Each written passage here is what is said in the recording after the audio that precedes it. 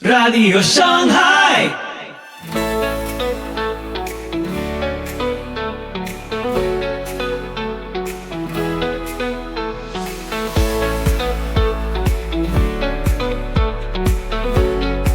Muy buenos días, muy buenas tardes, muy buenas noches. Soy Pipo Biglione. Muy bienvenidos a Radio Shanghai. Este es el episodio 508 de la 8ª temporada. Hoy, las otras reformas con Edgar Pacheco. Las otras reformas que también ganamos y no lo sabías. Te invito a escuchar este episodio atentamente. Soli Deo Gloria.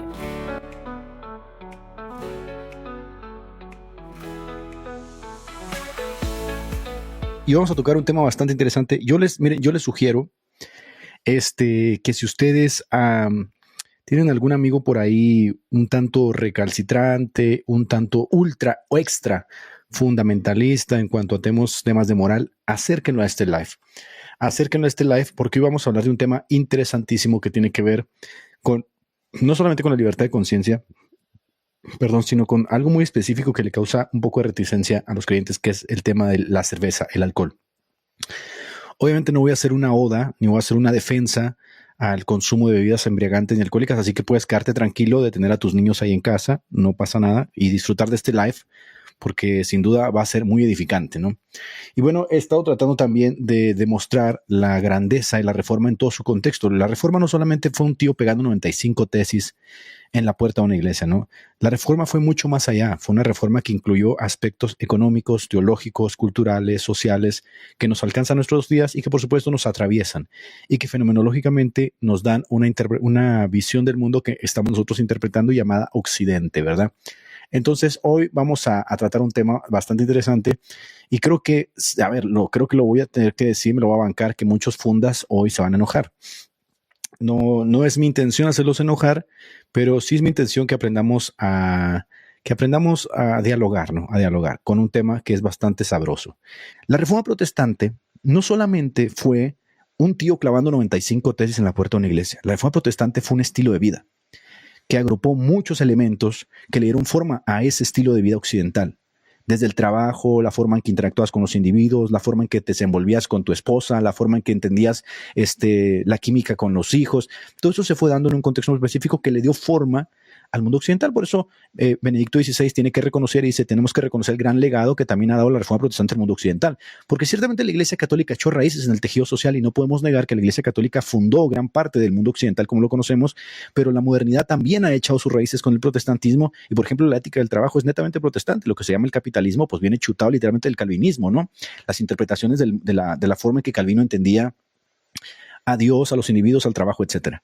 Entonces, no quiero, escuche bien, hago un descargo de responsabilidad, un disclaimer aquí. Aquí yo no les voy a hacer una oda que ustedes beban, bailen, esa es vaina de ustedes, ¿no? O sea, yo no me voy a imponer sobre su conciencia porque yo no soy su pastor. Allá vayan y pregúntenle a su pastor. Solamente les estoy diciendo lo que ustedes muy probablemente participan conmigo. Somos torpes socialmente, no sabemos bailar, no sabemos divertirnos, no sabemos. O sea, para nosotros divertirnos es sentarnos en una banca y brincar en un campamento, ¿no? Pero cuando ya eres viejo y no vas a los campamentos, se acabó la diversión. Entonces, ese tipo de cosas literalmente llegan a tener repercusiones. Porque el tamiz de emociones del hombre no solamente es sentir tristeza, introspección y el lado oscuro de la vida apofática espiritual, ¿no?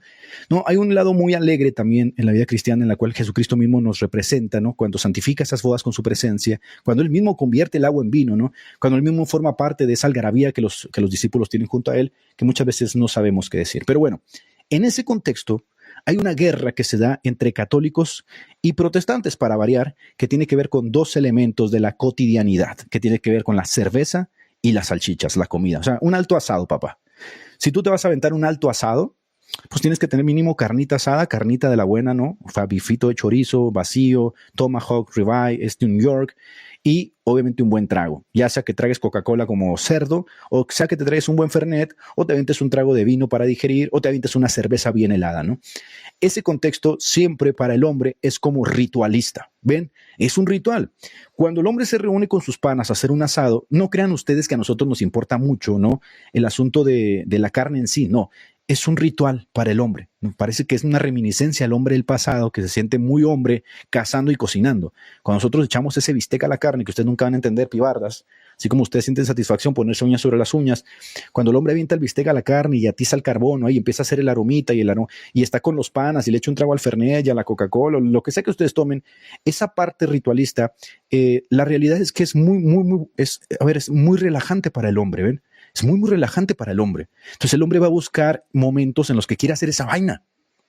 Quiere hacer eso, como las mujeres quieren pintarse las greñas y hacer cosas también como mujeres.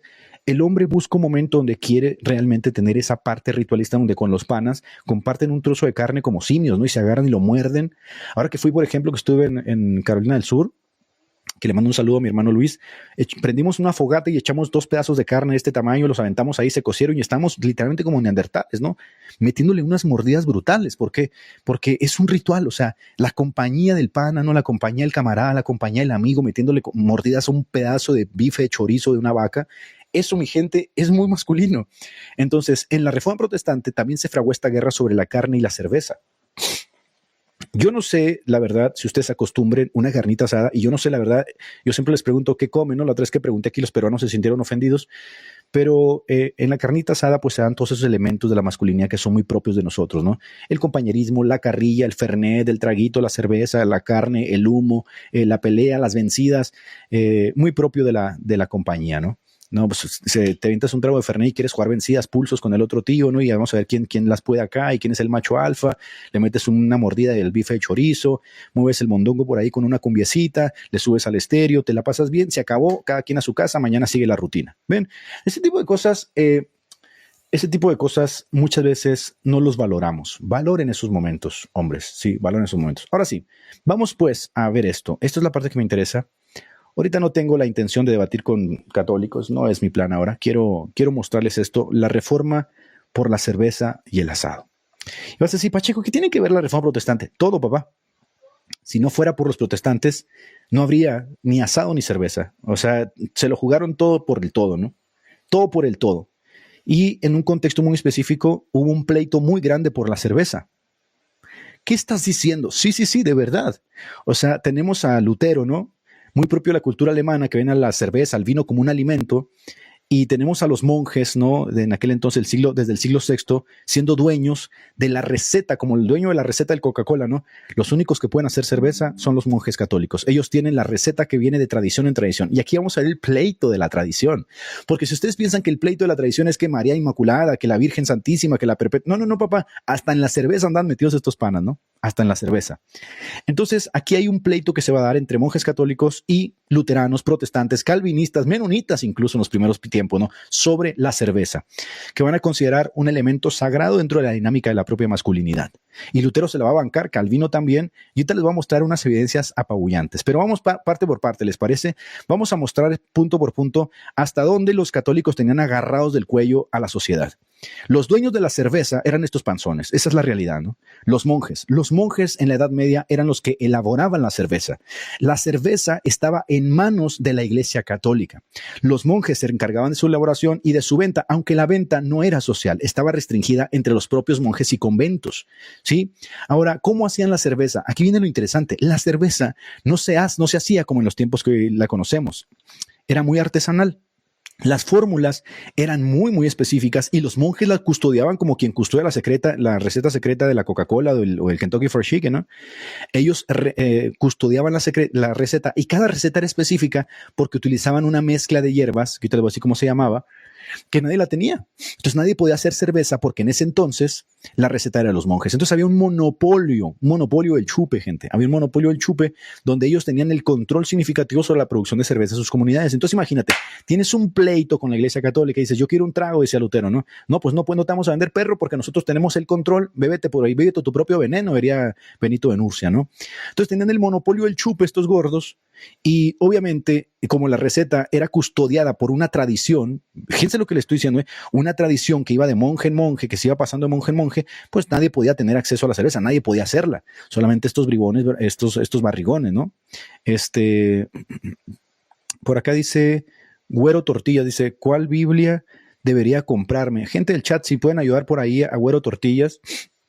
que le digan cuál Biblia puede comprar, por favor, que no es el tema, pero nos pregunta aquí y le vamos a dar una respuesta, ¿no? Que se compre una buena Biblia.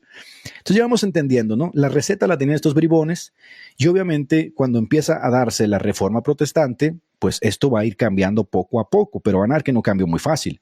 La receta se daba en torno al famoso gruit. El gruit era una mezcla, ¿no?, de hierbas que tenían los monjes, que era utilizada para aromatizar, conservar la cerveza, y era una combinación que variaba según la religión. O sea, según la región donde estaban los monjes, esas hierbas cambiaban. Obviamente el sabor de la cerveza cambiaba. Entonces cada monasterio tenía su cerveza típica. De hecho, hasta el día de hoy, estos tíos presumen así. Hay como 11 monasterios todavía en Europa que todavía tienen la receta del gruit y que son los únicos monasterios que lo vienen perpetuando desde la Edad Media, ¿no? Esta combinación nadie podía emularla, ¿está escuchando? No la podías igualar, no podías ver un TikTok y voy a hacer una. No, eso no existía, papá. Entonces, ¿qué incluía? Incluía plantas como el mirto de pántano, el romero silvestre, el laurel, otras hierbas que eran amargas, aromáticas, y esa famosa receta, el gruit, se añadía durante la cocción del mosto para darle ese sabor, ese conservante natural, pero había un problema. El conservante duraba muy poco. El gruit no era muy bueno para conservar la cerveza, la podría, la echaba a perder. Entonces, por eso la cerveza no tenía una dinámica social, se la atragantaban los monjes, ¿no? De hecho, los monjes crearon una cerveza especial para atragantársela en Cuaresma. En Cuaresma los tíos le entraban bien duro el chupe y decían, bueno, no podemos comer pan y carne, pero nos podemos meter un tremendo fernet, ¿no? Entonces crearon una cerveza que se la recetaban en Cuaresma, que era la famosa Doppelbock.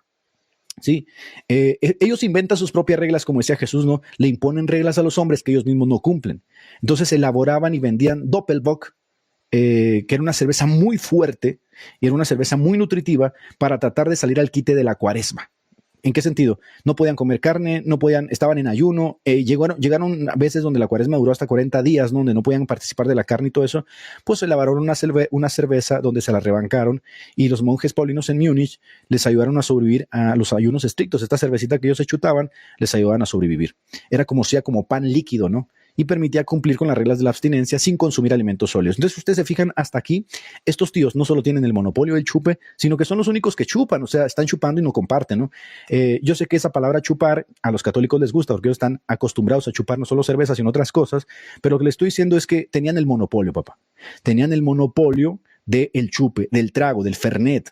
Entonces, si tú querías hacer un alto asado ahí en tu casa, no quiero hacer un alto asado y quiero hacer un chupe, no hay, porque los monjes no te van a dar cerveza, ¿no? Esa es de ellos. Y si tú quieres comprar, pues tienes que ser monje, tienes que estar metido en esa vaina, ¿no? Así que ese emprendimiento que tienen estos monjecitos no era tan famoso como ustedes piensan, en el sentido de que todos anduvieran chocando las jarras. No. Esa idea del simposio griego donde todo el mundo toma aguamiel, ¿no? Y eso es un asunto de allá de los vikingos. Los monjes monopolizaron el cuento de la cerveza. ¿Sí? ¿Están entendiendo hasta aquí? Creo que hasta aquí es muy claro lo que les estoy diciendo, que aunque les gusta chupar otras cosas, la realidad es que en la Edad Media chupaban duro, pero al trago, ¿no? Le entraban bien duro al fernet de esos monjes famélicos, pero no por cerveza. Por cerveza no paraban estos tíos, no se aventaban tremendas recetas y le entraban bien duro al chuperto, ¿no? A la tetera. Bien.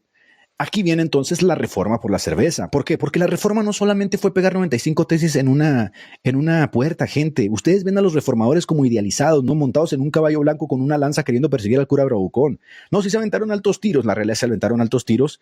Por ejemplo, el debate de John Eck con Lutero fue un alto tiro, donde Lutero lo pateó, ¿no?, hasta que se cansó. Pero fue un alto tiro que resonó en toda Europa. Pero no, la reforma no solamente fue eso. Cuando tú ves a Lutero casándose con una monja, eso es reforma protestante. Cuando tú ves a Lutero o a Catarina Bómbora produciendo cerveza en su casa, eso es reforma protestante. Cuando tú ves a Lutero enseñando charlas de sobremesa en su casa, ¿no? Eso es reforma protestante. Cuando tú ves a Lutero haciendo la Biblia del alemán, del latín al alemán, eso es reforma protestante. O sea, reforma protestante no es solamente pegar unas tesis, ay, vamos a celebrar los 500 años y luego después te lanzas a tirar tremendas jerigonzas. No.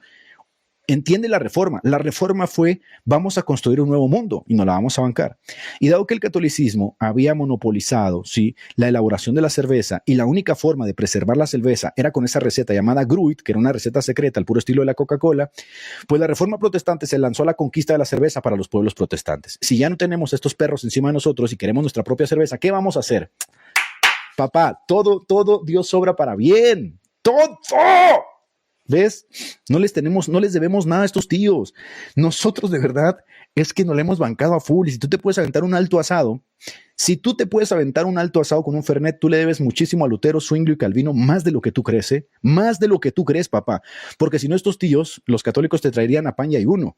Así como andan muchos monjes allá ortodoxos, todos locos con el ayuno, te traerían a pan y ayuno hasta 40 días. ¿Por qué? Porque esa es la forma de vivir la santidad. Ahorita se van a dar cuenta de unas cositas, papá, que les van a hacer flipar en colores al puro estilo de Doña Cleo, ¿no? La lobesna. Entonces vamos a seguir. Muy bien. Entonces los protestantes dicen, a ver, ¿qué rayos vamos a hacer, no? Estos tíos tienen una receta maquiavélica que no podemos acceder a ella, ni dándoles todo el oro, ni dándoles otra donación de Constantino. ¿Qué diantres vamos a hacer? Entonces aquí viene el ingenio protestante, al cual tú debes dar muy agradecido. Los protestantes van a incorporar por primera vez una planta a la elaboración del cerveza. Recuerden, esta planta que preserva mucho mejor la cerveza y que es la que se utiliza hoy, no lo utilizaban los monjes. Los monjes utilizaban otro tipo de hierbas. Los protestantes van a incorporar una planta que se llama lúpulo. Y con esto van a producir una cerveza más estandarizada, más secular, o sea, más baratita, pues, pero para toda la banda, ¿no? Dicen, bueno, quédate con el gruico chino, quédate con tu receta, yo le voy a meter esta planta y nos la vamos a beber o a derramar, ¿no? Entonces esto comienza una guerra, por supuesto, una guerra no solamente económica, sino una guerra cultural y de tradición, porque los monjes borrachos, bribones y panzones decían, oye, pero estás irrumpiendo contra la tradición de la sacrosantísima Madre Santa María, Madre de Dios. ¡Dígala! Estás irrumpiendo contra esa santa tradición del chupe. No puedes venir tú a meter una planta aquí de la nada. Y Lutero dijo, y los protestantes, la meto, no solo la meto, la bebo y la derramo, papá. Y entonces comienza en el siglo XVI una gresca, ¿no?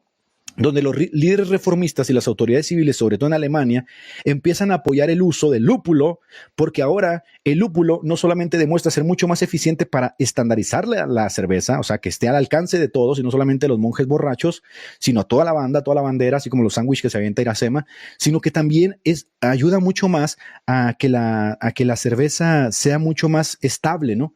O sea, no tienes 45 horas, una cerveza mucho más estable. De aquí viene la famosa cerveza Lager. ¿Han escuchado eso? La Pilsner, la Lager. Yo sé que ustedes no saben de esto, gente, porque somos torpes sociales y creemos que esto, incluso hablarlo es pecado, ¿no? Pero quédense conmigo porque esto les va a volar la tapa de los sesos, ¿no? Así como le gusta a los talibanes. Entonces vamos a ver. Los monjes bribones, borrachos, decían, oye, pero tú tienes yo tengo el monopolio del chupe, tú no puedes venir acá, bribón panzón, a querer hacer tu propia cerveza, ¿no? Aparte tu cerveza es muy mala, decían los monjes, la de nosotros sabe a romero, y como esos tíos pataratos, ¿no? Que se avientan un trago y dicen, uy, sabe a madera, y que ¿cuándo has probado la madera, payaso? Que sabe a madera, dicen. No me venga con vainas, gente. No me venga con vainas. ¿Han visto esos pretenciosos payasos que le echan un trago al Fernet y dicen, uy, tiene como toques de madera y toques de tejón y es como si le estuviera chupando el pelo a un oso? Payasadas que se avientan. Déjense de payasadas, gente. ¿Cuándo han probado madera y osos y conejos, no? Pero esas son vainas esnovitas, ¿no? Esas son vainas esnovitas que obviamente fueron popularizándose el contexto de la ilustración. Muy esnovita el asunto, ¿no? Pero bueno, elixir, es un elixir, ¿no? Todas esas vainas son iguales. El hombre no tiene esa capacidad gustativa. Ahora yo sé que hay, ¿cómo se llaman? Blosemier, ¿cómo se llaman esos perros? Que le hacen al cuento de que tienen papilas gustativas dadas por los mismísimos dioses. Pura faramaya, ¿no? Pura faramaya. Todos los tragos saben iguales, papá. Pero bueno, vamos a ver. Los protestantes incorporan el lúpulo, ¿no? Al trago, al chupe, y dicen, pues nos la bancamos, nos quedamos con esta cerveza baratita, tú quédate con tus cervezas de alta alcurnia, nosotros nos vamos a bancar con esta cerveza de lúpulo, ¿no? Esto obviamente no le gustó nadísima a la Iglesia Católica, pero resultó que las cervezas protestantes le gustaron mucho a la gente. Mira qué cosa, ¿no? O sea, en una sociedad, por ejemplo, las sociedades europeas, donde es muy común tomar cerveza, incluso cuando los niños toman cerveza, porque es visto como un alimento, la lager, o sea, la cerveza lupulada protestante, la que es lager, dominó el comercio internacional y obviamente le tumbó muchos dividendos a la sacrosantísima Iglesia Católica. Y del siglo XVI en adelante, dos cervezas empezaron a dominar el mercado, la lager y la pilsner.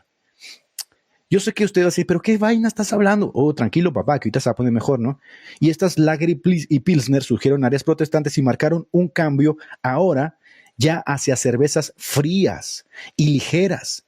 Y entonces surgió el contexto de la taberna. Entonces, ustedes van a entender las charlas de sobremesa de Lutero. Lutero tiene un libro que se llama Charlas de Sobremesa. Bueno, en esas charlas de sobremesa es gente chupando alcohol, o sea, es gente echándose una tremenda guarapeta mientras están enseñando teología. Es casi como un simposio griego, ¿sí? Entonces, en ese contexto, la cerveza se incorpora a la sociedad como un elemento más de la propia reforma protestante, como una bebida social que viene de la reforma, como diciéndoles, te la quitamos de las manos, perro. No nos dejaban ni siquiera echar un trago a gusto. Ahora lo podemos echar y hablar de teología. Y vienen las famosas frases de Lutero, ¿no? Que el que toma cerveza duerme y el que duerme no peca y el que no peca va al cielo, así que tomemos cerveza. Y este tipo de cosas obviamente a los fundamentalistas protestantes les da mucho miedo, ¿no? Ay, cerveza, cerveza. Quiero tomar cerveza, quiero tomar cerveza. Y entonces fíjense cómo cambió todo. El protestantismo lo que hace es que trae vida a la sociedad, porque ¿quiénes eran los que chupaban en la Edad Media? Los monjes. Los monjes eran los que se metían tremendas guarapetas o pretexto de que era un pan líquido, que tenían que estar en ayuno. Entonces el protestantismo saca eso y dice, no, para todos. ¿Cómo que nomás para ustedes, perritos? Para todos. Para todos vamos a meterle aquí al chupe, ¿no? Y obviamente yo sé que están pensando que todos eran unos borrachos. No. Nada de borracheras. De hecho, ese cuento de que Martín Lutero era un borracho y que eran borrachos, ese es puro cuento de los católicos, porque de hecho, la cerveza que hacían los monjes bribones sí era mucho más fuerte que la que hacían la lager. La lager, de hecho, para la gente que sabe, es una cerveza muy ligera, es una cerveza muy refrescante, es una cerveza muy fresca, pues, ¿no? Aguante Wendy Zulka y aguanten los peruanos, ¿no? Esta es una de las cervezas más famosas que todavía existe, que se dieron en el contexto justamente de la Reforma Protestante. La primer Pilsner del mundo, creada en una región influenciada por el protestantismo en el siglo XIX. Quiero que ustedes se den cuenta de esto. Todo esto es reforma, gente. Todo lo que les estoy diciendo aquí es reforma protestante. Esa cerveza que ustedes están viendo ahí tiene que ver con Lutero, tiene que ver con Calvino, tiene que ver con Zwinglio. Ellos le quitaron el monopolio al papismo, hicieron un nuevo mundo, ¿sí? Una autarquía, no necesitamos el papismo, no nos da cerveza, pues creamos nuestra propia cerveza y bebemos nuestra propia cerveza, la bebo y la derramo, ¿no? Entonces marcan el hito por primera vez de una cerveza protestante. Yo sé que los católicos quieren poner el hito en el cielo, ¿sabes por qué? Porque sus cervezas cochinas ya nadie las toma. El mundo se estandariza tanto que las cervezas que más se venden van a ser justamente del hito protestante. Y esto es muy propio del espíritu capitalista, ¿no? El que habla Max Weber, del asunto de cómo el capitalismo incorpora la dinámica de bendecir los talentos, no capitalizar los dones, estandarizarlos, hacerlos mucho más cercanos a las personas. Y bueno, dominaron el mercado totalmente. Pero si ustedes piensan que los catorchos se quedaron ahí quietecitos, no, papá, no. Los catorchos no se quedaron así. Las cervezas con gruit. A ver, para quien no entienda lo que es gruit, una cerveza artesanal, pues, ya, para que te la banques. Ellos hacían cervezas artesanales y los protestantes dijeron, no, a nosotros no se nos da esa vaina, ¿no? No se nos da esa vaina de estar mezclando hierbas, chale lúpulo y para todos, vámonos, para toda la bandera y que suelten también los sándwiches de Iracema, ¿sí? Entonces las cervezas artesanales de los papistas tenían sabores psicotrópicos porque contrastaban mucho con el lúpulo. El lúpulo estandarizaba mucho el sabor en todas las cervezas protestantes, mientras que los papistas mezclaban tantas hierbas que terminaban creando ayahuasca, ¿no? Las cervezas con gruit, al no tener un efecto tan estabilizador como el lúpulo, pues fermentaban mucho más, ¿no? Era mucho menos controlado el fermento, igual que los destilados, porque no es lo mismo cerveza que destilado. El destilado llega a tener hasta 45, 50 grados de alcohol, por eso los protestantes en Estados Unidos pusieron el grito en el cielo y se dio la ley seca. No es lo mismo una cerveza que un destilado. El destilado es basura. Es literalmente el propio veneno que te puedes meter en la piel, ¿no? En la sangre. Bien, pero aquí viene un asunto bastante interesante. Esto también tuvo mucho que ver con la forma en que el rico austero, el protestante sobrio, el protestante tranquilo, empezó a ver la nueva forma de vida dentro del protestantismo, ¿no? Esta es la realidad. Ahora bien, al no emborrachar tanto como las cervezas católicas, muchos de ellos decían que la cerveza, fíjense, hasta dónde daba el debate. Y ustedes dicen que están riendo, ¿no? Pero el debate con estos papistas no crean que ha sido nada más teológico. O sea, estos perros nos han declarado la guerra en todos los ámbitos, ¿no? Al no emborrachar igual que esas cervezas artesanales que tienen mucho más grado de alcohol, que no son tan estables, la monja católica Hildegarda de Bingen criticó el lúpulo que usaban los protestantes diciendo que entristecía el alma. O sea, no emborracha, papá, decían, no emborracha. Necesitamos ponernos guarapeta, necesitamos caer vomitados como Charles Bukowski. Mientras que la cerveza católica decía, alegra el alma, porque se logra con la receta secreta de los monjes. ¿Ven eso? Entonces, básicamente llegó a un punto donde la crítica, la propaganda, casi como la propaganda del marketing que se da en nuestros días, decía, ahorita les voy a decir cuáles eran las cheves de los papistas y cuáles eran los de los protestantes. Decían, no, la cerveza protestante no te pone suave, o sea, no te da la patada en la cabeza, ¿no? Necesitamos algo que nos patee la cabeza. Porque sí, era muy ligera, ¿no? La lager es muy ligera, te tienes que aventar unas 10 para que te pongas chévere y te quieras ir a dar un entre ahí con el cura bravucón. Esta monjita, ¿no? Esta monjita decía, no, no, no, échenos la que patalea, papá, échenos la que patalea. Y por eso hasta el día de hoy las artesanales, que son más caras, tienen esa noción, ¿no? De que patalea mejor. Bueno, yo no sé, la verdad, si a alguno de ustedes les gusta el artesanal por esnovita y payaso, pero la verdad es que para mí todas son basura, o sea, para mí todas saben igual, ¿no? Te tomas una lager, te tomas una de esas, es la misma vaina. Miren que pusieron el grito en el cielo hace poco cuando se enteraron que la cerveza Guinness, que es muy famosa porque tiene todo ese ritual de que trae una canica adentro y la volteas, ellos pensaban que era católica, ¿no? En realidad es protestante la cerveza Guinness. Pero ahorita vamos a entrar a esa vaina, ¿no? Esta monjita quería Un Blue Label de Johnny Walker. ella quería eso, ¿no? Ella quería, Un Blue Label de Johnny Walker. Es un elixir, papá. esta monjita quería una patada, ¿no? Y luego les dan esas patadas y andan soñando con San Francisco de Asís. Luego no se quejen de que nosotros andamos con vainas, ustedes son los que andan con esas vainas. Bien, pega como padrastro, exacto. Y aquí tenemos el simposio protestante que nace justamente debido a que le quitaron la cerveza a los monjes cochinos antes de la reforma. Y esta parte a mí me interesa, que es lo que les decía al principio. Esta parte es la recuperación de la vida social. ¿Ven? O sea, antes de la reforma, la cerveza de los monjes, como la elaborada en monasterios católicos, se consumía en un contexto principalmente religioso, no comunitario, ¿sí? En un contexto de vida monacal. ¿Qué hacen por ejemplo, la Doppelbock que tomaban los monjes, ¿no? Con el pretexto de que no podían comer carne, pues se atragantaban y se ponían como mamarrachos, ¿no? Ahí orinados y decían, ay, estoy sirviendo al Señor con tremendo ayuno, bien doppeldoqueados. ¿Y qué hicieron los protestantes? Sacaron esa vida social y la compartieron. Entonces, viene el contexto de la taberna protestante, de la charla de sobremesa teológica. Cuando tú leas los escritos de charlas de sobremesa de Martín Lutero, tienes que agradecerle muchísimo a Catarina Bómbora, papá. Porque ¿sabes qué hacía Catarina Bómbora, que era la esposa de Martín Lutero? Mientras Martín Lutero estaba sentado con sus discípulos porque daba cátedra en su casa, esta tía les estaba sirviendo tarros. Y esa fue la dinámica de lo que hacen los monjes en privado, vamos a llevar nosotros a la sociedad a estandarizarlo. Entonces ya no solamente se compartían las abadías con los monjes, sino ahora que se volvió un producto social. El protestantismo hizo un producto social con los panas. Y las charlas de sobremesa se llaman charlas de sobremesa porque es cuando acabas de comer y viene el traguito y empiezas a hablar de teología y empiezas ahí a creerte canchero. Y eso tienen mucho que agradecerle a Martín Lutero. Porque eso son las reminiscencias del asado, papá. Si hay algún argentino por acá, si hay algún uruguayo, esa es la reminiscencia del asado, de lo que hacían estos tíos, de que sacaron justamente esa vida social, ¿sí? Y le dijeron a la gente, para toda la bandera, sándwiches para todos, como dijo la Iracema, ¿no? Yo me la banco con las tortillas de harina, todavía un tarro por acá y vamos a hablar todos aquí a disfrutar de la vida que Dios nos ha dado. De hecho, los comentarios de Martín Lutero, de Juan Calvino, incluso de Zwinglio, de la cerveza, es que es un don de Dios. Y que Dios se la da al hombre para que se alegre. Ahora, yo sé que en este punto van a decir, no, tremendos borrachos, piensa lo que quieras, pero la realidad es que fue esa. La reforma protestante no solamente fue ontología, la reforma protestante fue un estilo de vida. Fue un estilo de vida, o sea, fue agrupar un estilo de vida en donde le arrebatas al papismo todo lo que ellos tienen para ellos. ¿Ven? Entonces, aquí está el contexto de la taberna, del simposio masculino, ¿no? Del asado, del fernet, del trago, del tarro, de la charla de teología, de la charla de sobremesa, de la camaradería, muy propio del hombre. Y Martín Lutero se la bancó con eso y le estamos muy agradecidos, ¿no?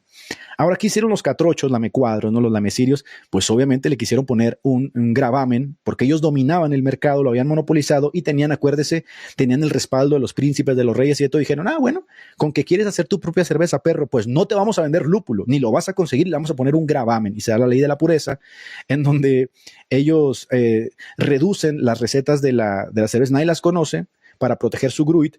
Sugiere esto obviamente una rivalidad económica ya con el protestante, porque los católicos decían que la calidad de su cerveza tenía que ver con la tradición. ¿Cuál tradición? La tradición de la iglesia, papá. ¿Ya ven? La tradición. Todo tiene siempre... Y ojo con lo que les voy a decir ahorita, porque de verdad van a flipar como Doña Cleo, como un lobezno onda vital. Se va a poner mejor.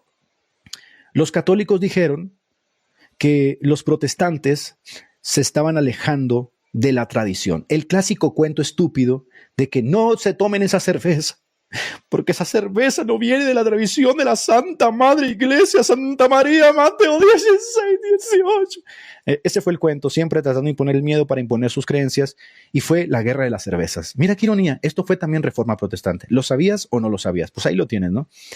Por si no lo sabías, si algún día, en tu eco de vida, ¿no? Que va a durar, no sé, 70 años, disfrutas un asado con un pana y te avientas un tarro bien helado de cerveza, dale gracias a Lutero, papá, que se fajó contra este monstruo que hasta la cerveza les quitó. Dale gracias a ese panzón, de verdad, que de verdad ese tío se rifó en todas las áreas, ¿no? Bien, continuamos. Aquí tenemos al tremendo Lutero con su costilla, que Lutero no le sabía, o sea, Lutero no le sabía el chispós, ¿no? O sea, Lutero no sabía cómo preparar cerveza. ¿Saben quién sí sabía? La tremenda Catarina. ¿Sabe por qué? Porque era monja. Ella sí le sabía al menester. O sea, ella no solamente paloteaba las de harina, sino que aventaba tremendos tarros a la mesa mientras Lutero enseñaba teología y agarraba el laúd y se aventaba unos tremendos himnos de te extraño más que nunca y no sé qué hacer. ¡Ay! Esos himnos de antaño, ¿no? Que Lutero creó para toda la bandera. Entonces, Catarina Vómbora fue realmente la pieza clave, ¿no? Para que nos llegara esa vida, ¿no? Dice Pacheco, mándame el link para que no estoy invitando ahorita a nadie, ¿no? Bien, entonces, mi querida Catarina representa a todas esas pibardas, ¿no? Que tienen bien consentido al panzón y le dicen, papá, yo sé que te la rifaste toda esta semana, échate un tarro, venga. Obviamente el panzón no sabe responder, ¿no? Y se pone como idiota y termina divorciándose y golpeando a la esposa. ¿Por qué? Porque hasta para eso hay que entender la reforma. La reforma no fue una conducta desbocada, la reforma fue un nuevo estilo de vida que se desaprendía, por supuesto, del papismo, ¿no? Entonces, ahí tienes a la Catarina, que dicen que Lutero era un tremendo enfermo sexual porque se casó, porque los monjes ni eso les dio, ¿no? Ni eso les dio. Entonces, imagínate esta escena, ¿no? Llegan los discípulos de Lutero a la casa. ¿Qué onda, pana? ¿Cómo andan? No, pues aquí andamos chévere, ¿no? Metiéndole palos a Roma la papista, a la Gran Meretriz, a la 399, a la OnlyFans. ¿Qué? Pues, ¿qué? Unos tibons, ¿no? Al asado, papá. O échalos, traen. A ver, ¿qué? Yo voy por ellos, ¿no? Ya está. Se hacen los asados. Lutero saca el laúd, ¿no? Cuando lejos me encuentre de ti, cuando quieras que ya no te quiera, no hallarás ni un recuerdo de mí. Y se empieza a aventar tremendos himnos, llega la Catarina, sirve tarros para todos y eso era protestantismo, eso era reforma. Miren, tener Lutero a una monja en su casa sirviendo tarros y paloteando tortillas, eso era reforma. Era un monje que empezó a entrar a la vida y les dijo a todos, oigan, esto es vida, o sea, esto es parte de la vida que Dios nos ha regalado, ¿no? Los monjes allá famélicos encerrados con sus propias cervezas, allá jugando con la marmota, Lutero dice, no, mija, véngase para acá, le hace su costilla, le voy a invitar a una michelada, ¿no? Y se avienta una tremenda lager, ¿no? Ahorita les voy a decir cuál era la que tomaba este panzón, porque también tenía sus gustos, ¿no? Pero se aventaba unos tremendos tarros. No era ningún borracho, esa es una farsa, tampoco Calvino lo era, pero sí gustaban de la cerveza. Entonces esto es Lutero tomando el control de la reforma por la cerveza. Quien la elaboraba era su esposa Catarina Vómbora, una ex monja, integrándola en su vida diaria como protesta a la austeridad católica. Esto es protestantismo, gente. Esto es protestantismo, hacer pachoncitos, casarte, palotear una tortilla, tener un tarro, hacer un asado, disfrutar la vida, porque la vida se va. Esto es protestantismo. Y para quien crea que Lutero fue un tío montado en un corcel blanco al puro estilo de Assassin's Creed, no, eso es falso. O sea, eso no es así, ¿no? Eso es falso. Lutero fue un tío como tú y como yo. Errores, desaciertos, un tío mal hablado, un tío muy colérico, un tío que, tenía la boca sucia literalmente, pero era muy propio de los sajones. Yo estaba leyendo, por ejemplo, otra vez, me dio hasta coraje, ¿no? Pero yo pienso que no entiendo el contexto porque yo vengo de un contexto muy animalista. Estaba leyendo la otra vez un recuento de la vida de Lutero y dice que, o sea, él cuenta no me acuerdo dónde lo vi, pero que está con sus panas, ¿no? Lutero, y que se acerca un perro y le ponen un pedazo de comida, ¿no? En la nariz. Y que cuando el perro lo quiera comer, ¡pah!, le dan un periodicazo con una tabla en la nariz y todos se sueltan riendo, ¿no? Yo digo, pero qué perros, estos sajones, ¿quiénes son estos bárbaros, no? Pero entiendo que obviamente era una forma diferente de entender el mundo, de entender la vida. Ellos se divertían golpeando perros, ¿no? Y así lo dicen. Obviamente tú vas a decir, pero ¿cómo que Lutero? Sí, es la verdad, ¿no? Y de hecho hay una página muy famosa que todos los días tú entras a la página y hay un insulto de Lutero al Papa Nuevo. Esto es muy chévere, ¿no? Entras a la página y te da un insulto de Lutero. A ver si alguien tiene la página, gente, pasa aquí para toda la bandera. Entras a la página y hay un insulto nuevo de Lutero al Papa. O sea, el tío no era hipócrita, el tío sí se la tenía bien jurada al Papa, ¿no? Y al papado. Bueno, aquí tenemos ya la conclusión entonces de esta primera parte de cómo ganó la reforma esta parte de la cerveza. Ahora, Las cervezas católicas eran muy fuertes y muy narcóticas, lo que chocaba con la sobriedad protestante, porque para quien piense que los protestantes eran unos borrachos, eso es falso. El lúpulo protestante, en cambio, llevó a las cervezas modernas, la Lager y la Pilsner, a comercializarse más eficazmente porque había mucha más estabilización y preservación de la cerveza. Mientras la cerveza católica quedó relegada al olvido, al nicho del artesanal, el protestantismo tuvo su propia cerveza y se independizó de Roma. Ahora sí. ¿Cuál es? Aquí está, mira, aquí está. Esta página me da mucha risa porque entras y todos los días hay un insulto nuevo de Lutero al Papa, ¿no? Estas son las cervezas protestantes más famosas, ¿no? Estas son las cervezas protestantes más famosas. Esta es la Pilsner Urquell, que fue una de las primeras, ¿no? Que nace en ese contexto de hacerle guerra al protestantismo, muy, muy propia de ese tiempo. La Heineken, se fijan, son lagers todas. La Heineken. La Samuel Adams, que ya es del contexto norteamericano, pero que viene derivado justamente de esa lucha por la cerveza, que se venía fraguando en la Reforma, la Samuel Adams, que yo la he probado, es riquísima. La Carlsberg y la que tomaba Lutero, esta, a ver si la pueden ver aquí completa, la Eichberg Beer. La Eichberg Beer, esta de acá en la esquina derecha, esta es la que se chutaba el Lutero, ¿no? Esta de acá. Esta es, ¿no? Ahí lo tienes. De hecho, cuando Lutero va a la dieta de Worms, ¿sí? Después de haber defendido la fe en la dieta de Worms, ¿qué creen que le regalaron a Lutero? Le regalaron un barril de Eichberg como regalo tras su defensa en la dieta de Worms en 1521. Por lo tanto, la cerveza que quedó asociada a Lutero fue esta, la Eichberg.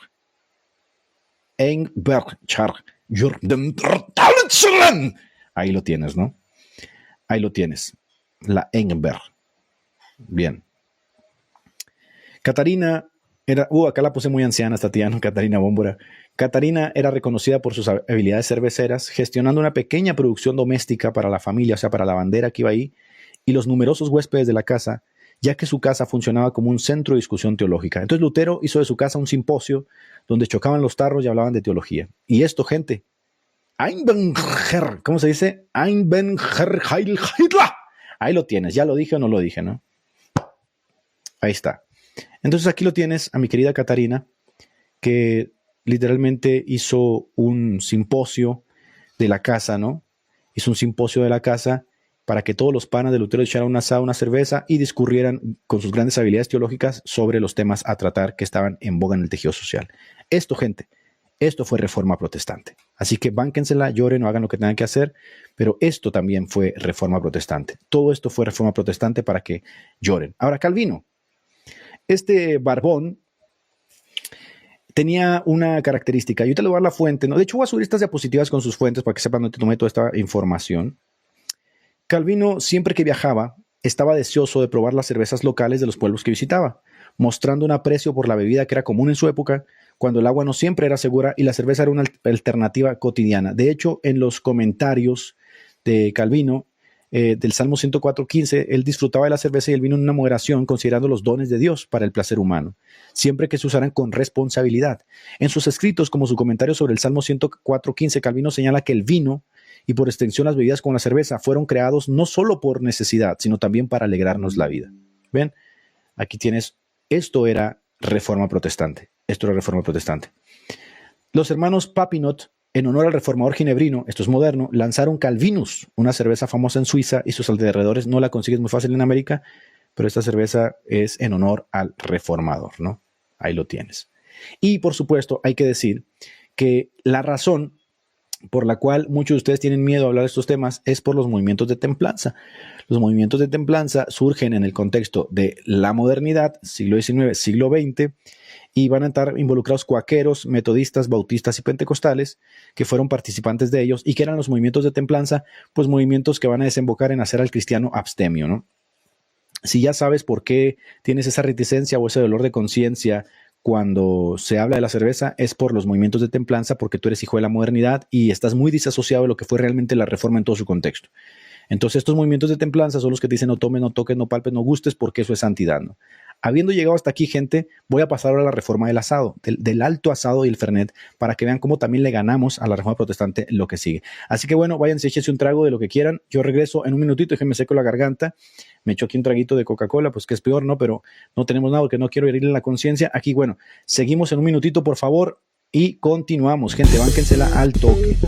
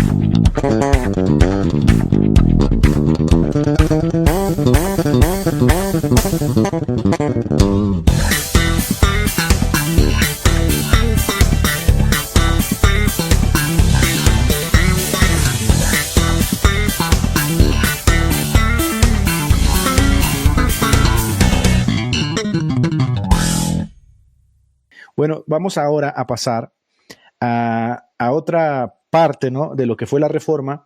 Salimos de Lutero, que es un sacerdote alemán, y pasamos ahora a otra parte de la Reforma que se da en Zúrich, muy lejos de Alemania. Y en ese debate surge otro sacerdote que es Zwinglio. El nombre es Ulrico Zwinglio. Ulrico Zwinglio es un sacerdote que no conoce a Lutero. O sea, no es como que vamos a hacer una reforma contra la iglesia. Sí, ya haz un grupo de WhatsApp. No existe tal cosa, ¿no? Ustedes se van a dar cuenta que realmente lo que trajo la reforma no fue que estos tíos se quejaran. O sea, ya había gente quejándose del papado, de la erosión moral, etcétera. Estos tíos fueron como catalizadores de un movimiento que se iba a dar sí o sí, ¿no? En el momento que los príncipes le quitaran el apoyo al Papa, se iba a acabar el Papa, ¿no? Entonces, aquí vamos a entrar ahora sí, sacro dog, sacro perro. No, mira, no solamente soy marihuano, soy borracho y golpeo a mi esposa, para que lo tengas bien. Grábale bien, porque ahora viene la parte más interesante, ¿no? Bien. En Zúrich, en Suiza, el sacerdote Ulrico Zwinglio se va a dar un tiro literalmente con los obispos católicos. ¿Por qué creen ustedes? Por una sencilla cosa, por las salchichas. Sí, gente, así como ustedes lo están escuchando, por las salchichas. O sea, la reforma en Alemania va a incorporar el asunto de la cerveza en algún momento de la disputa, y la reforma en Zúrich va a iniciar por unas salchichas. Unas salchichas, hágame usted el bendito favor. ¿Pero cómo por unas salchichas? Sí, tranquilo, te voy a explicar, porque también yo creo que esto no lo sabes, porque cuando vas a los seminarios te explican solamente que la reforma es clavar 95 tesis y todos debemos de celebrar el 31 de octubre, ¿no? No. Hay muchos elementos de la reforma que son muy interesantes que tienes que entenderlo. La reforma de Zúrich se dio por unas salchichas. No se dio por ninguna crítica a las indulgencias, no se dio por ninguna crítica al papado, no. La reforma de Zúrich se dio por unas salchichas. Así como tú lo estás escuchando, ¿no? Por un tremendo bife de chorizo. Porque es muy propio de la masculinidad, pero ya lo vas a ver tú, ¿no? Bien, esto se llamó como la causa de las salchichas, y te lo voy a explicar. La salchicha, una salchicha detonó la reforma en Zúrich. Para quien piense que estos tíos estaban confabulados, Lutero, Zwinglio, Calvino, todos estaban unidos con... No, estos tíos traían cada quien su locura en su pueblo, ¿no? Y allá en Zúrich, en Suiza, se dio un problema. Y este problema está hasta nuestros días. El 9 de marzo de 1522, unos trabajadores de una imprenta estaban exhaustos por el ayuno de Cuaresma que la iglesia les imponía so pena judicial. ¿Por qué so pena judicial? Porque si no acatabas la orden de la iglesia podía echar mano del Estado, del Poder Judicial, de esa parte, ¿no?, para que te trate penalmente, punitivamente. Y entonces aquí había una milenaria tradición en la que en Cuaresma nadie podía comer carne. Por eso los monjes se atragantaban de cerveza, pero el populacho no tenía cómo alimentarse. Y estos trabajadores que estaban imprimiendo textos religiosos tenían días trabajando, estaban muy cansados y estaban muy débiles. Y habían unas salchichas, las Wurst, creo que se llaman Wurst, para quien sepa de esto, unas salchichas que se ahuman por un año, se secan y sirven como alimento, ¿no?, como una botana. Y estos tíos, el trabajador, ¿no?, le dice a sus camaradas, oye, pues, vamos a echarnos una salchicha. Oye, pues estamos en Cuaresma. Tremendo asado, hombre, pana. Tremendo asado, papá. No, pero ¿cómo vas a hacer eso? Estamos en Cuaresma. Mira, que la ley, que la tradición de la sacrosanta iglesia, que la judicial. Un asado, he dicho, papá. Entonces se atragantaron de salchichas. Y como siempre entre los camaradas hay un soplón, o sea, hay uno que no aguanta la carrilla, hay uno siempre que la conciencia la tiene destruida, y le fue y le chismeó, ¿no? Le fue y le dice por acá, mira, Edgar, oye, con razón dejaste de ser pastor, gracias a Dios, Dios libró a esos hermanos, ¿no? Acá hay un pastor de esos boomer que les digo, ¿no? De esos boomer que ellos se sienten más santos porque si llegas a tocar estos temas, ellos piensan que el tema en sí mismo ya es pecado, ¿no? El tema es pecado, es pecaminoso. Entonces, yo respeto mucho a esos boomers, pero gracias a Dios que mucha gente tiene la capacidad, no solamente cognitiva, sino la conciencia tan limpia para tratar estos temas, porque para el impuro todo es impuro. Pero bueno, estos tíos, como siempre, tienen a un chismoso, van y le cuentan al obispo de turno y le dicen, estos tíos comieron salchicha, comieron carne en Cuaresma. ¿Qué creen que va a pasar ahí? Explota una bomba, arrestan al tío que come la salchicha y se desata un hecatombe en Zúrich, ¿no? Se desata una hecatombe en Zúrich. Y entonces, ¿qué sucede? Que el clero católico local vio esto como un acto de herejía, como una afrenta directa a la autoridad eclesiástica. ¿Y qué hace el clero católico? Manda a arrestar al líder de los trabajadores por haber comido salchichas y manda a arrestar a los participantes por violar las normas de Cuaresma, que eran parte de la sacrosanta tradición. Fíjense ustedes que la reforma también fue una reforma que se da en el contexto de la comida, porque la Iglesia Católica tenía agarrado de los pelos a todo mundo, ¿sí? Es algo raro, ¿no? Porque miren, mientras yo estoy hablando de esto, este pastor, de seguro así tiene a su iglesia. O sea, es un mini papa en su iglesia. Les dice qué hacer, qué comer, cómo pensar, cómo vestir, cómo hablar, cómo actuar. Es exactamente lo que hacían los católicos en la época de la Reforma, antes de la Reforma. ¿Qué vas a comer? ¿Qué vas a vestir? ¿Cómo vas a hablar? ¿Cómo vas a actuar? Entonces no había libertad de conciencia. Al no haber libertad de conciencia, obviamente esta gente estaba rompiendo la tradición apostólica, ¿sí? Entonces arrestan a estos tíos que se tragan de salchichas y dicen, esto no debe volver a suceder porque esto es una afrenta a la tradición. Y sí, la tradición se había establecido en el Concilio de Nicea en el 325, pero es una tradición humana. Entonces hay un sacerdote que está viendo de lejos todo el asunto y dice, a ver, esto está medio raro, ¿no? La gente obviamente está muy triste, está aglomerada, y el obispo Hugo von Hohenhardenberg exige explicaciones. ¿Por qué estos trabajadores desafiaron la tradición? ¿Con qué autoridad estos tíos han desafiado al sacrosanto concilio, a la sacrosanta tradición, al papa de turno, al pastor Boomer? ¿Con qué autoridad, no? Y amenaza con castigos muy severos a quien siga el ejemplo de estos rebeldes. ¿Qué tenemos aquí? Esto lo necesito tocarlo sí o sí, porque este es el control de la conciencia de la institución. La institución imponiendo un control sobre la conciencia a niveles superlativos. Diciéndote literalmente, tú no vas a bailar, tú no vas a escuchar esto, tú no vas a tomar, tú no vas a beber, tú no vas a palpar, tú no vas a gustar, tú no vas a hacer nada de esto, nada de esto. Les voy a decir un secreto, que ustedes quizás no lo saben. Para el pastor Boomer que entró, de hecho, sáquenlo a patadas, no lo quiero aquí, no lo quiero, esta gente es nefasta para mí. Les voy a decir una cosa, nosotros en la iglesia, en la última iglesia, para quien diga, que gracias a Dios que no fuiste pastor, mira, te voy a decir una cosa. Tú eres un pastor, un miembro más de la congregación. Tú no eres su papá, ni su líder, ni tampoco te debes de adueñar de los congregantes, ni tampoco debes de imponer sobre su conciencia, ni su libertad, algo que tú mismo no impones sobre la tuya, ¿no? Cuando yo fui pastor de la iglesia, me di cuenta que los participantes de la iglesia participaban de la comunión de la Eucaristía con jugo de uva.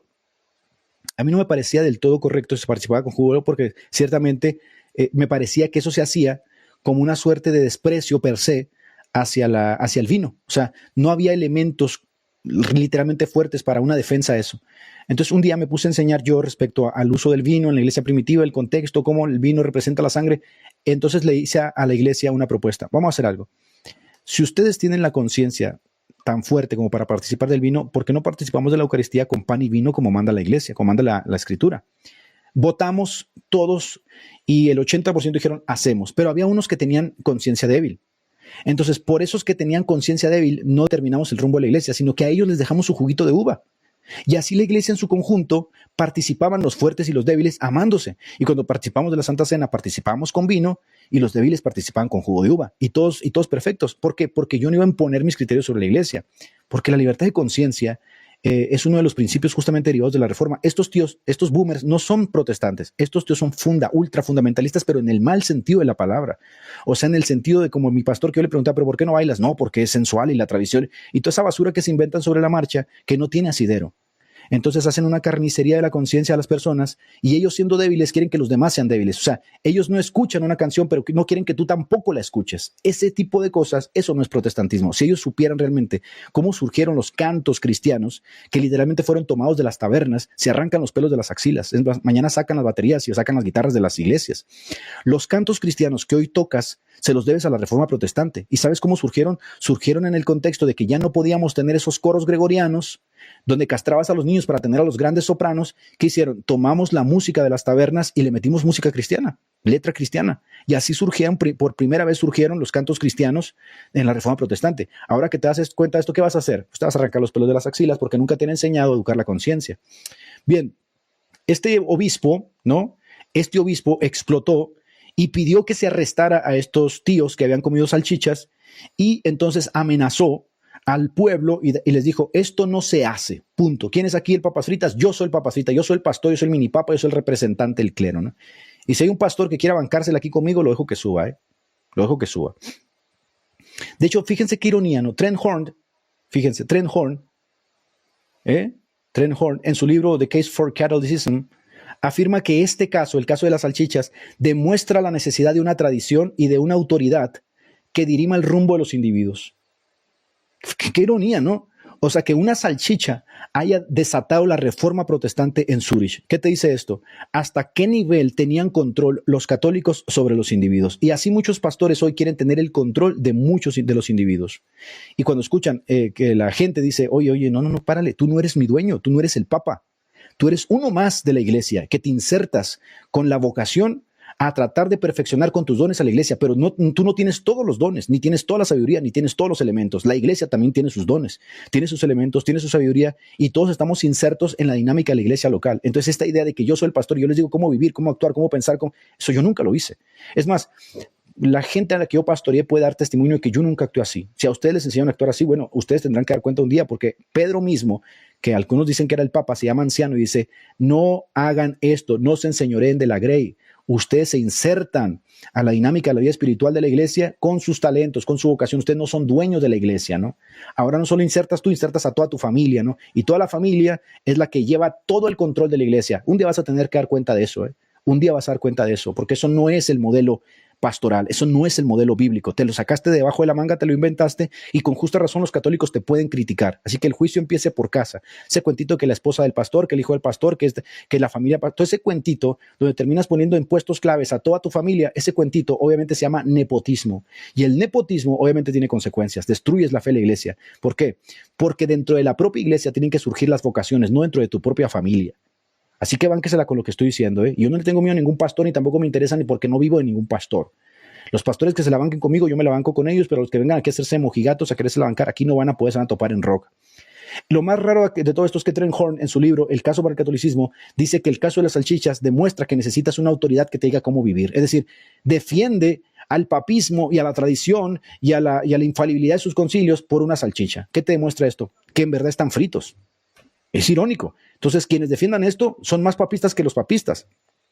El 23 de marzo de 1522, Zwinglio predicó von Erkinsen und Freiherr der Speisen, un sermón sobre los alimentos, justificando, este sacerdote sale de entre el pueblo y dice, yo tengo que defender esto. ¿Por qué? Porque lo que está haciendo la iglesia no está bien. Y aquí tenemos a los valientes. Fíjese, si hubiera valientes hoy en la iglesia católica tendríamos otra reforma, pero no tenemos valientes. ¿Sí? Aquí tenemos a un valiente dentro de la propia iglesia católica, un sacerdote que se levanta y dice, esto no está bien, lo que estás haciendo no está bien. Y predica un tremendo sermón, y entonces el sermón explota, ¿no? Tanto como ahora sí las 95 tesis de Lutero, explota, y en ese sermón, que ahorita ustedes lo pueden leer, ahorita les voy a decir dónde lo pueden tomar, Zwinglio sienta las bases de la reforma protestante en Zúrich, todo por una salchicha. Basado en la escritura, él concluye lo siguiente. Punto número 1. Concluye que todos los alimentos son buenos y pueden recibirse con gratitud. Y va a citar 1 Timoteo 4, 3, 5, ahí está la fuente del sermón, para enfatizar que todos los alimentos son puros si se reciben con gratitud y que no se debe rechazar nada que se tome con agradecimiento. Empieza entonces la reforma en Zúrich, citando y apelando a las escrituras por encima de la tradición de siglos milenaria, ¿no? Después nos dice que el alimento no contamina al hombre, y Zwinglio va a citar Mateo 15:11, donde Cristo dice que no es lo que entra por la boca lo que contamina al hombre, sino lo que sale de la boca lo que afecta al hombre, ¿sí?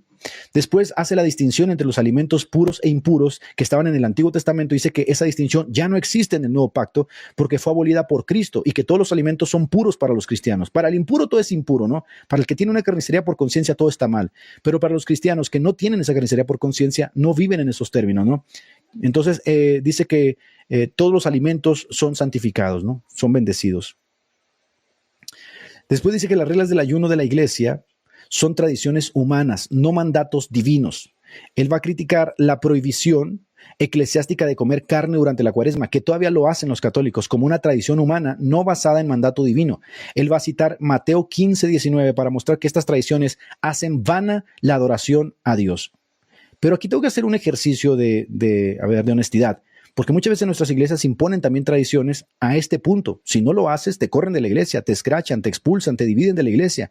¿Por qué? Porque han elevado sus tradiciones humanas a nivel superlativo y no hay libertad de conciencia, libertad de diferencia, libertad de amarse a través de perseverar la unidad a través de las diferencias. No, eso no existe. Las reglas del ayuno de la iglesia son tradiciones humanas, dijo Zwinglio. Continúo. El ayuno, decía Zwinglio, debe ser voluntario, no impositivo, no obligatorio. Él argumenta que el ayuno debería ser un acto voluntario de piedad, no una regla impuesta por la iglesia. Pero cuando tienes a la iglesia imponiéndote ayuno, no es lo mismo que son los fariseos. ¿Por qué tus discípulos no ayunan? ¿Por qué tus discípulos no hacen esto, no? Las tradiciones humanas imponiéndose por encima de la Biblia. Quienes se molestan por comer carne durante la cuaresma, decía, fíjese lo que dice Zwinglio, son débiles en la fe y ellos no deben juzgar a otros. Zwinglio comparó estos críticos con los débiles en la fe de Romanos 14, donde afirmaba que algunos cristianos preferían ciertos días, ciertos alimentos y pidió que no juzgaran a los demás. ¿Sí? Entonces, ¿qué tenemos acá? Tenemos a cristianos de conciencia débil que quieren imponerse sobre los demás. El parlamento de la ciudad no debería promulgar leyes que prohibieran la venta o el consumo de carne durante la cuaresma. Así que Zwinglio le exige al parlamento que no dicte leyes que prohíban el consumo de carne en cuaresma, ya que esto contradice la libertad cristiana, la libertad del individuo. Y obviamente hubo muchos católicos que le respondieron a Zwinglio y se dieron tremendos debates, ¿no? Muchos debates. Pero al final de todo, Zwinglio afirmó que la libertad cristiana no era una licencia para pecar. Porque aquí hay pastores que, Edgar está hablando a favor de tomar cerveza. No, eso tú te lo imaginas en tu cabecita trasnochada, porque así te educaron a ti, con una carnicería de conciencia. Hice un disclaimer al principio, yo no estoy haciendo ninguna oda que nadie beba nada, yo no soy pastor de nadie, haga cada quien como corresponda, ¿no? Y cada quien dé cuentas a Dios en el día final.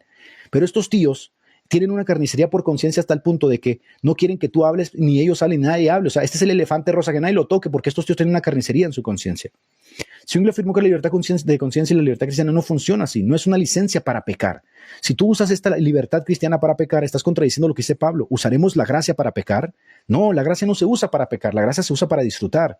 Id omnibus glorificetur Deus, ya sea que comáis o bebáis, hagáis todo para la gloria de Dios. La gracia se usa para disfrutar la vida, en esa libertad que ahora Dios nos ha dado. No atomizarte nuevamente en una suerte de minipapismo teológico fundamentalista protestante, porque eso no fue la reforma protestante, ¿no? Sino que tenemos que andar con limpia conciencia delante de Dios. Zwinglio enfatizó que la libertad en Cristo no significa permiso para pecar, sino que es una libertad para servir a Dios con una conciencia pura, afirmando que ya sea que comamos o bebamos, lo hagamos para su gloria. ¿Cómo vamos a beber y comer para su gloria? Por supuesto, esas son cosas que no se enseñan en la iglesia, porque en la iglesia en vez de enseñarte a qué debes hacer, te enseñan qué no debes hacer. En vez de enseñarte cómo disfrutar la vida, te llenan con una serie de argumentos de cómo no debes disfrutar la vida. No tomes, no palpes, no gustes, no hagas, no toques, no bailes, no escuches, no hagas. Y entonces, ¿qué debemos hacer?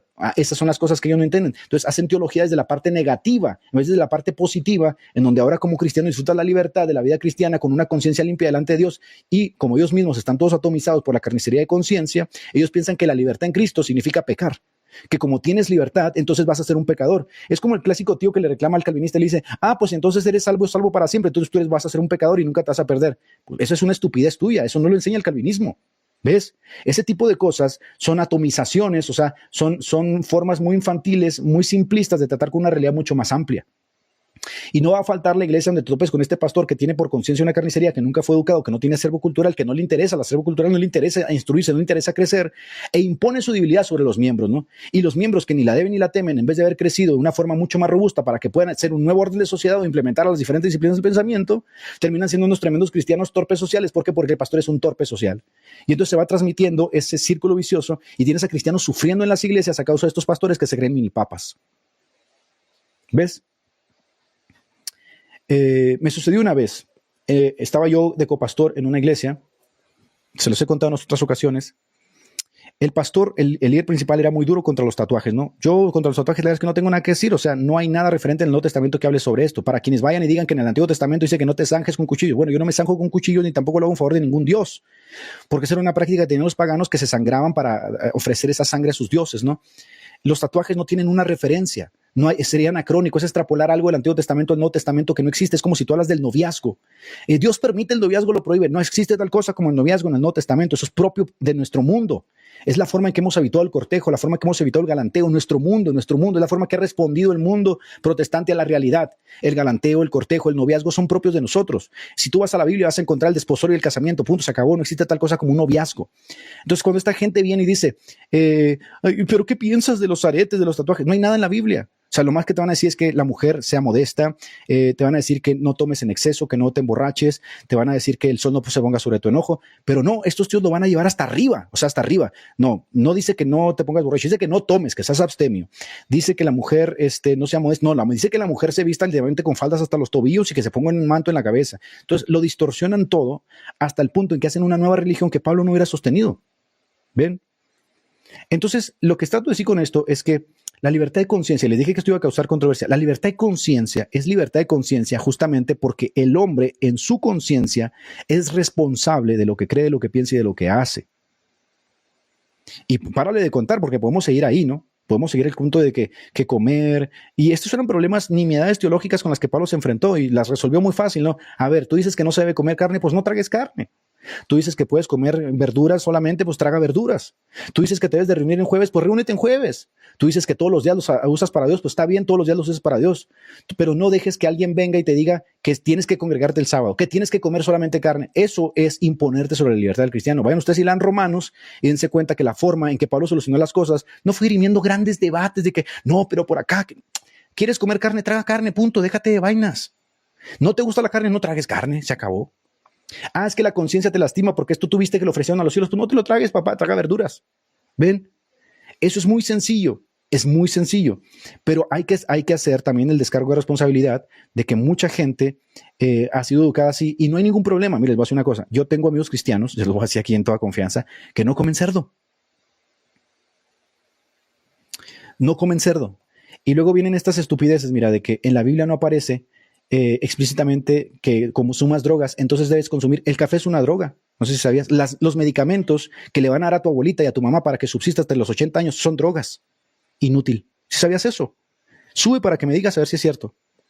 La aspirina es una droga. El ibuprofeno es una droga. El café es una droga. La Coca-Cola es una droga. Todos estos medicamentos que van a hacer que tu madrecita llegue hasta los 70 años, porque sin estos medicamentos la esperanza de vida se reduciría hasta los 40 años, todos estos medicamentos son drogas. Cuando te enfermas y te ponen antibióticos, son drogas. Todas estas cosas son drogas. Obviamente, ¿qué está tratando de hacer? Está tratando de tomar un caso muy aislado, simplista, y querer empujarlo para crear una doctrina. Estas son las tipos de cosas que son estupideces. ¿Tú crees que no hay sabiduría entre el pueblo? ¿Qué le dijo Pablo a los corintios? A ver, le dijo, bien, ustedes andan mordiendo y agarrándose de los pelos y llevándose ante los magistrados. Y les dijo, a ver, ¿que no hay un sabio entre vosotros? ¿No hay un sabio entre vosotros que dirima estas cosas? ¿Tú crees que no hay un pastor sabio que tenga la capacidad de decir, no, papá, o sea, no te vayas a los extremos, no seas mentecato y mojigato? No estamos hablando aquí de consumir cocaína, ni tampoco estamos hablando acá de meternos heroína o morfina. Sabemos que esas cosas destruyen el cuerpo. Si no estamos tratando el tema, entonces no lo lleves hasta ese nivel porque eso solo demuestra tu estupidez, no demuestra tu realidad de querer conocer la verdad y de educar tu conciencia, ¿sí? Entonces, yo supongo que cuando te duele la cabeza no te tomas una aspirina. Y si tu mamá llega a tener, obviamente, un problema de salud, tú no le vas a dar ningún medicamento porque todos son drogas, ¿sí? Entonces, espero de verdad que seas consciente con lo que estás diciendo. Porque si no fuera por las drogas, la vida del hombre se reduciría a 40 años. Han sido muchas de esas drogas las que te han dado ese estilo de vida de que puedes literalmente superar una crisis nerviosa, superar una crisis, un dolor de cabeza, una migraña, etcétera, etcétera. Entonces, no entienden de qué va la vaina. Y los fundas siempre van a ser fundas, ¿no? Porque es muy difícil que una conciencia que ha sido totalmente lacerada por años cambie de la noche a la mañana. Y les voy a decir una cosa, por eso muchos jóvenes no logran hacer la transición de una iglesia fundamentalista a una iglesia sana. Primero, se van y se revuelcan en el mundo, porque le toman desprecio a estas iglesias y tienen toda la razón.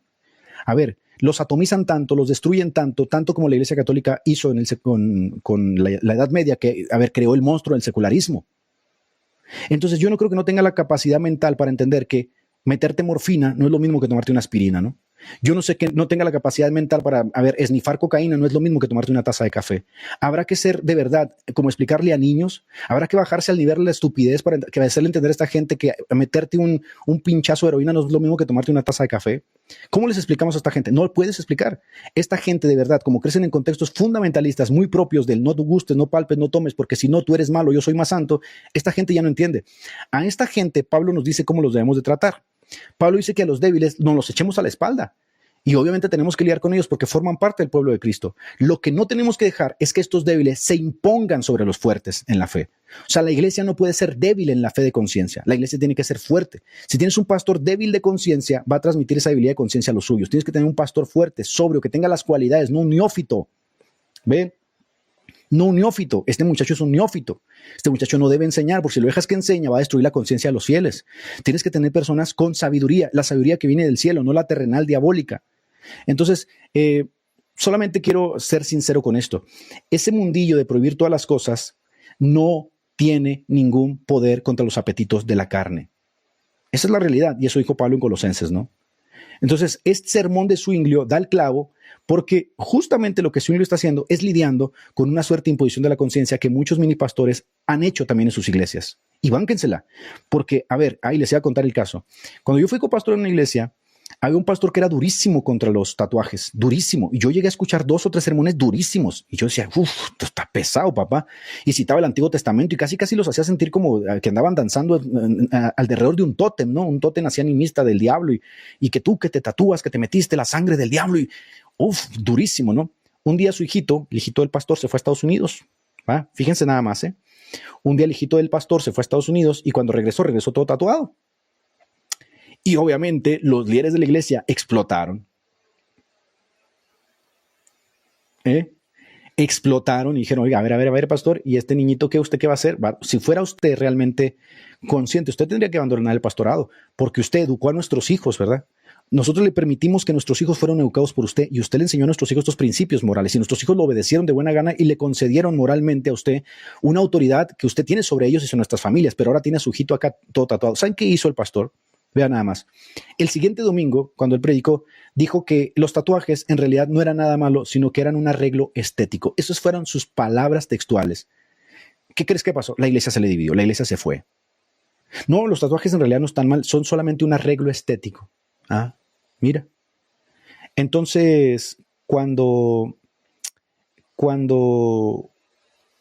se pone uno así muy estricto, ¿no? Muy estricto con estas cosas, muy al estilo de los testigos de Jehová. Hace un poco yo hablé con uno de los testigos de Jehová y le decía, ¿de dónde viene este asunto de prohibir las transfusiones de sangre? ¿Sabes qué me dijo? El muy inútil, que viene en Hechos, en el concilio de los Hechos del capítulo 15, donde se dice que nos abstengamos de sangre. Entonces él tomó ese pasaje y dijo, aquí está en contra de la transfusión de sangre. O sea, lo sacó totalmente de contexto y lo empujó más allá de los límites de la propia crítica textual y dijo, ahí están las transfusiones de sangre. Anacrónico, porque ni siquiera existía todavía, ni se sabía de la circulación de la sangre. La circulación de la sangre la descubrió Miguel Servet, que fue quemado en Ginebra. Miguel Servet, que era, por supuesto, era un unicitario, él fue el que descubrió la circulación de la sangre en el siglo XVI. Entonces, decir que ahí en Hechos 15 se prohíbe la transfusión de la sangre es anacrónico, porque todavía ni siquiera se sabe que la sangre circula por el cuerpo. Es una tontería total, ¿ven? Es una tontería total. Ahora, ¿a qué voy con esto? Aquí yo no le estoy diciendo que ustedes como pastores enseñen tal o cual cosa. Hagan lo que ustedes quieran. Ustedes tendrán que darle cuenta a Dios un día por las ovejas que han entrado dentro de su redil, que Dios les ha permitido, gracias a la vocación que han recibido espiritualmente, enseñar, educar y perfeccionar. Porque gracias a esa vocación a ustedes se les ha concedido no solamente que enseñen a estas ovejas, sino que las perfeccionen. Y para perfeccionarlas tienen que usar la Escritura, ¿no? Que es útil para enseñar, para redarguir, para instruir al hombre de justicia, a fin de que el hombre quede perfecto. Y si ustedes les destruyen la conciencia a estos pobres muchachitos y un día estos jóvenes se van al mundo a causa de ti, que te creíste un mini papa, tú vas a dar cuenta, papá. Tú vas a dar cuenta de eso. Así que no te me hagas el cancherito acá de que yo soy el pastor santo, porque no es cierto. No es cierto. Lo que pasa es que eres un neófito que tiene por conciencia una carnicería y quieres imponer tu conciencia sobre los demás. Entonces, el testimonio de Zwinglio de lo que es la reforma protestante derriba terriblemente esto, ¿no? Derriba terriblemente esto. Y acá, miran, acá caemos en una falacia al blanco móvil. Ahora adaptó. Ahorita no hizo esta distinción. Ahorita dijo que las drogas en general, ahora me la cambia y dice, no, yo estoy hablando de los fármacos. Los fármacos están adaptados para la salud. ¿Sabes cómo se llamaban las farmacias antes? ¿Sabes cómo se llamaban esas farmacias? Si alguien puede decirle acá al Reformada, que yo de verdad no sé cómo es que este tío es reformado, porque si leyera realmente las confesiones reformadas tendría una aptitud mucho más amplia en su conocimiento. Díganle cómo se le llamaba a las farmacias antes a este señor, que dice que está adaptado y que no sé qué tontería. Díganle muchachito cómo se le llamaba a las farmacias. Díganle cómo se le llamaba a las farmacias. El día que él se entere realmente de cómo funciona todo este asunto, se va a arrancar los pelos de la cabeza. Se les llamaba droguerías. Droguerías. ¿Sabes por qué se le llamaba droguerías? Porque interactúan con drogas. Tú dijiste ahorita que estabas en contra de las drogas.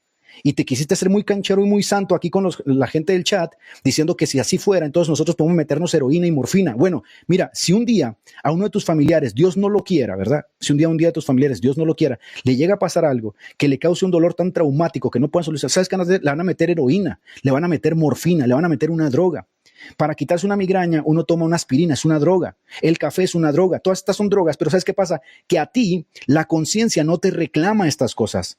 Pero aquí viene lo irónico, aquí viene el giro de tuerca. ¿Sabes por qué no tienes ningún problema con tomarte una aspirina? ¿Sabes por qué no tienes ningún problema con tomarte un ibuprofeno? ¿Sabes por qué no tienes ningún problema con tomarte una Coca-Cola o un café? Porque eres un hipócrita. Porque en ese caso sí tienes educada la conciencia.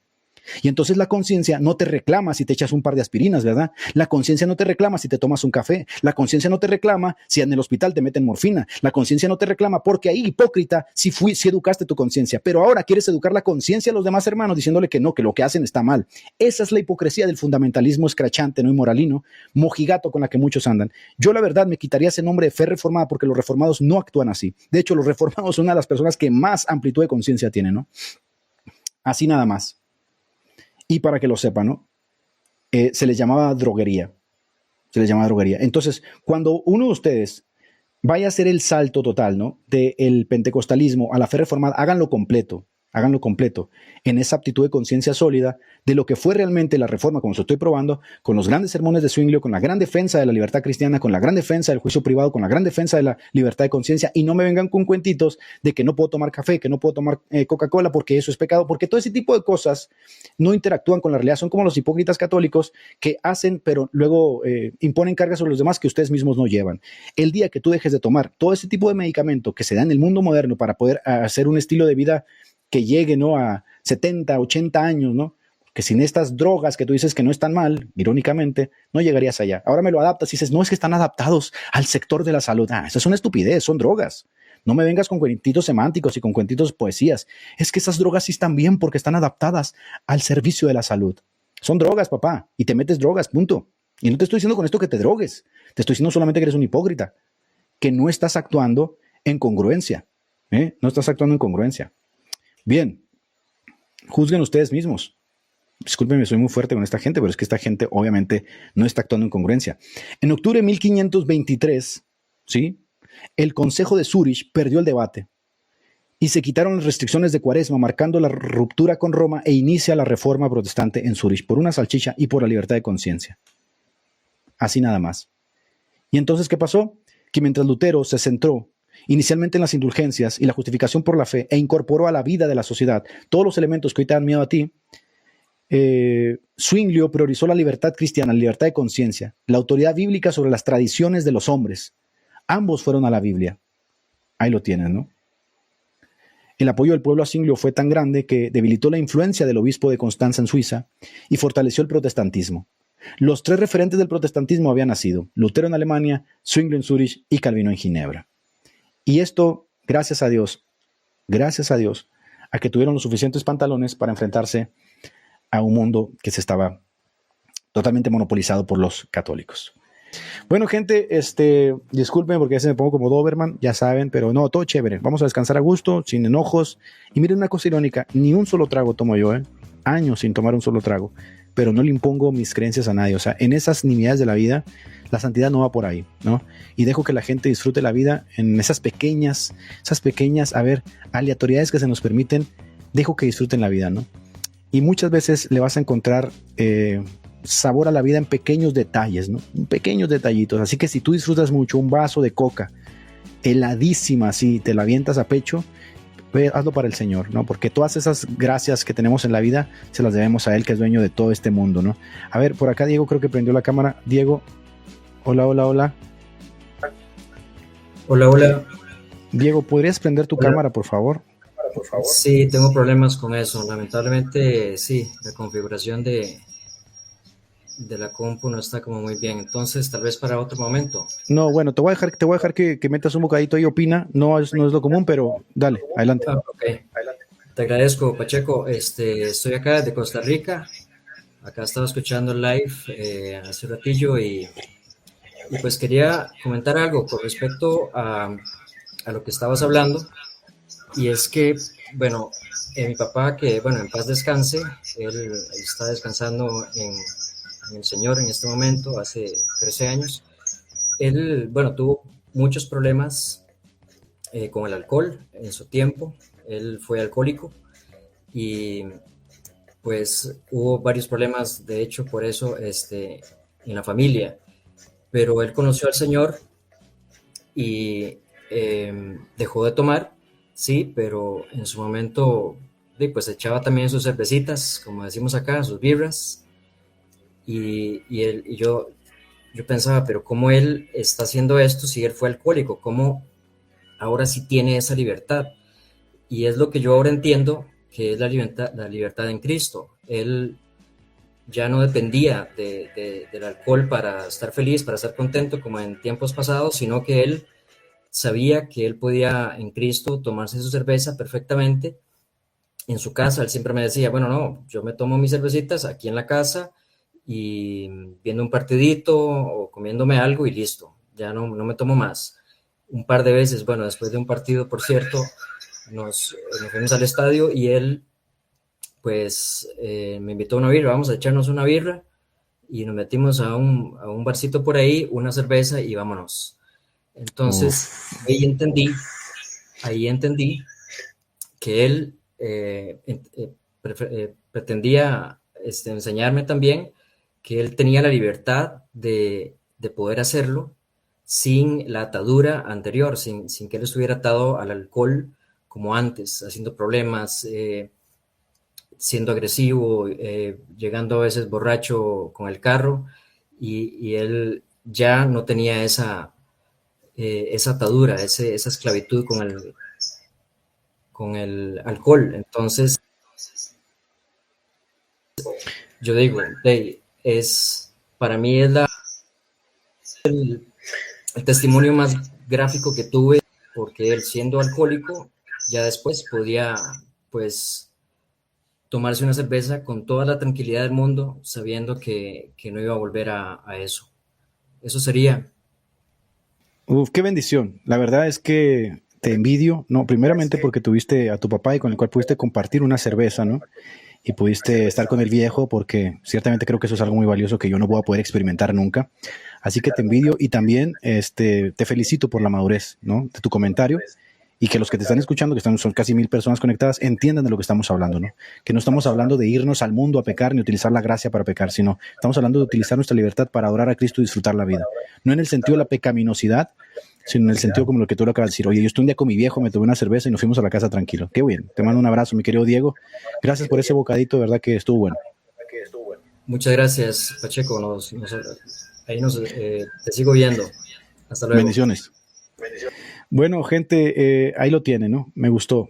Disfruten la vida, gente. Yo la verdad es que les tengo que ser sinceros que muchas veces me hubiera gustado tener a mi viejo, ¿no? Y sin duda yo hubiera disfrutado un partido de fútbol con él, ¿no?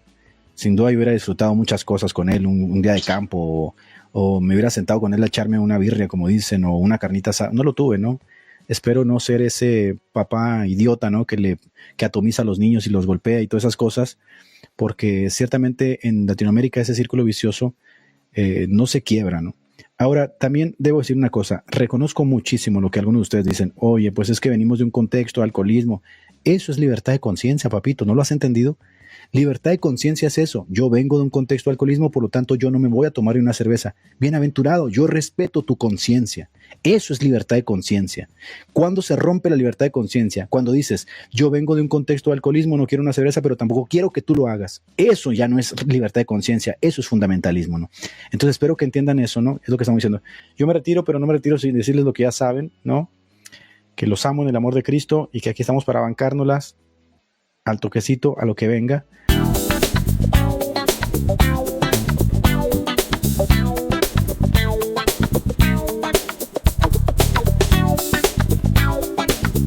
Gracias por escucharnos. Te pedimos que puedas suscribirte y dejarnos tu like para seguir transmitiendo actualidad y palabra de Dios. Recordá que podés seguirnos en Facebook e Instagram. Te invitamos, Dios mediante, a escuchar nuestro próximo episodio. Que Dios te bendiga.